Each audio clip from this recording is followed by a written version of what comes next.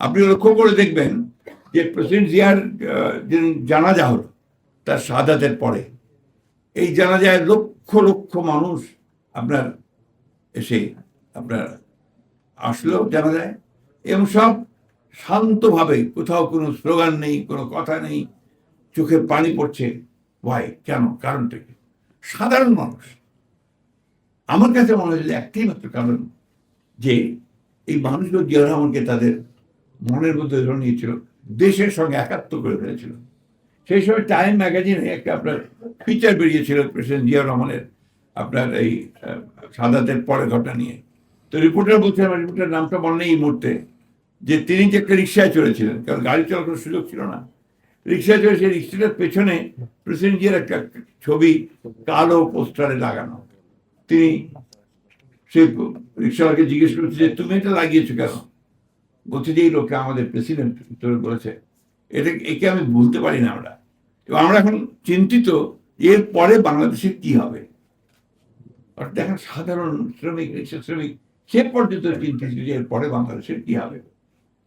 জানাজাতে যখন আপনার লালবাগের বড় হুজুর সাহেব তিনি যখন দোয়া পড়ছেন, দোয়া পড়তে গিয়ে তিনি যখন বললেন, দোয়ার মধ্যে যখন বললেন আল্লাহ বাংলাদেশকে হেফাজত করো, তখন কিন্তু গোটা জানাজার যে ক্রাউড, লক্ষ লক্ষ মানুষের ক্রাউড ডুকরে কেঁদে উঠেছিল। কারণ একটাই, যে বাংলাদেশের স্বাধীনতা সার্বভৌমত্বকে জিয়া রহমানের সঙ্গে তারা একাত্ম করে ফেলেছিল মানুষ। এখানেই তার কৃতিত্ব, এখানেই তার যে কাজ, সেই কাজগুলো যে স্বীকৃতি মানুষের কাছ থেকে তিনি পেয়েছেন। এক কথা বলে শেষ করা যাবে না, তো কোন দিকে নাই আপনার খেলাধুলা, নতুন কুড়ি, আপনার চলচ্চিত্র, তারপরে আপনার সঙ্গীত।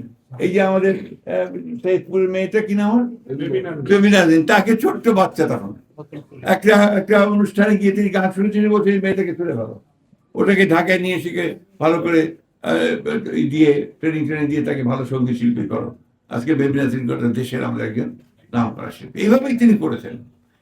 আপনার কৃষিতে আপনারা সবাই জানেন, শুধু খাল খনন না, আপনি এখন যে রিসার্চ ইনস্টিটিউটগুলো দেখবেন, rice research institute, agriculture research institute, sugar কেন ইনস্টিটিউট, প্রত্যেকটা গিয়ে দেখবেন যে জিয়া রহমানের একটা ফলক লাগানো আছে। উনি ওখানে গেছেন, উনি ওদের কাজ করেছেন এবং তাদেরকে টাকা দিয়েছেন যতটুকু সম্ভব ওই সময় দিয়ে তিনি কাজ করার চেষ্টা করেছেন। আপনার পৃথিবীতে বাংলাদেশের খুব একটা নাম ছিল না, যাও নাম ছিল ওই যে আপনার বটমলেস বাস্কেট, তিনি তাকে সেই সময়ে ইরান ইরাক যুদ্ধে মধ্যস্থতাকারী হিসেবে তাকে নিয়ে গেল। তিনি জাতিসংঘের নিরাপত্তা কাউন্সিলে জাপানের সঙ্গে প্রতিনিধিত্ব করে তিনি নিরাপত্তা কাউন্সিলের মেম্বার হলো বাংলাদেশ। This is Zia Rahman. তার দৃষ্টি, তার দেখা, তার প্রজ্ঞা, তার দূরদৃষ্টি জিয়া রহমানকে অনন্য করে রেখেছে। আমার কাছে প্রতি মুহূর্তে মনে হয় যে এই মানুষটা যে আর 10 বছর বাঁচত, তাহলেও হয়তো আমরা বাংলাদেশকে সঠিক ট্র্যাকের মধ্যে তুলতে পারতাম। এই যে আপনারা এখন এত রেমিটেন্সের কথা বলেন, ভুল স্ট্র্যাটেজি।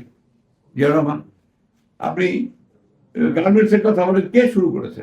জিয়া রহমান।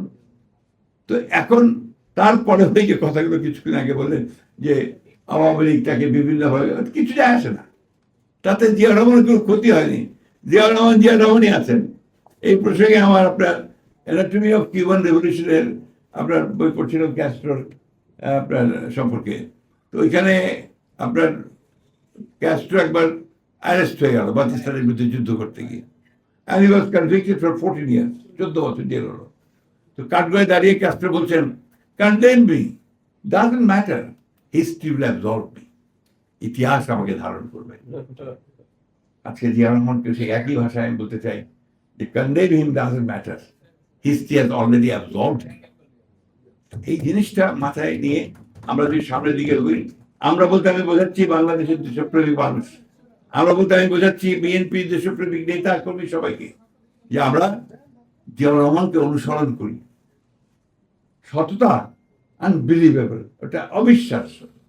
কাফি খানের একটা লেখা ইন্টারভিউ আমাদের আবদার ভাই করা, তখন বোধহয় এটা আপনার হিসেবে দিয়েছিল আপনার বিচিত্রাতে, পরবর্তীকালে কয়েকদিন আগে এটা প্রথম আলো রিপ্রিন্ট করেছে। আপনারা দেখেছেন কিনা আমি জানি না। এই লেখাটা যদি আপনি পড়েন তাহলে দেখবেন কাফি খান তাকে কিভাবে মূল্যায়ন করছেন। He was the press secretary of president Ziaur Rahman. Kafi খানের নাম আপনারা সবাই জানেন, প্রখ্যাত সাংবাদিক। তো ওখানে উনি বলছেন যে জিয়াউর রহমানকে তার সবচেয়ে বড় যে জিনিসটা আপনার মানুষকে ওই সময়কার মানুষগুলোকে আপনার আকৃষ্ট করেছিল যে তার সততা। এই যে আপনার বলেন না ছেঁড়া গেঞ্জি আর ছেঁড়া সুটকেস, ট্রু, সত্য ঘটনা এটা, এর মধ্যে কোনো বাড়াবাড়ি ছিল না।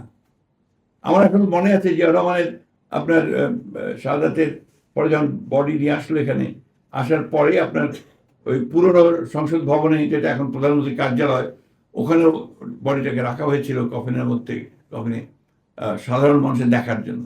প্রথমত গেট বন্ধ ছিল, যেই গেট খুললো মনে হলো যে স্রোত, বন্যার স্রোতের মতো পানি আসতে শুরু, মানুষ আসতে শুরু করলো। ওইখানে যে বিদেশি ভদ্রলোক দূর থেকে দাঁড়িয়ে তিনি দেখছিলেন টপিককে, আর মানুষ দেখছিলেন। আমরা কয়েকজন বন্ধু বান্ধব আমরা সেই সময় ছিলাম, আমরা যেহেতু সরকারি কাজ করতাম সেই সময়, আমরা তাকে জিজ্ঞেস করলাম যে তুমি তো বিদেশি, তুমি এই প্রেসিডেন্টের কফিনের পাশে এভাবে দাঁড়িয়ে আছো কেন? সে বলছে দেখো আমি ওয়ার্ল্ড ব্যাংকে কাজ করি, আমি পৃথিবীর বিভিন্ন জায়গায় কাজ করি, বিশেষ করে আমি এশিয়ার দেশগুলোতে কাজ করেছি, আমি এইরকম একজন সৎ প্রেসিডেন্ট আমি দেখিনি। This was Zia Rahman.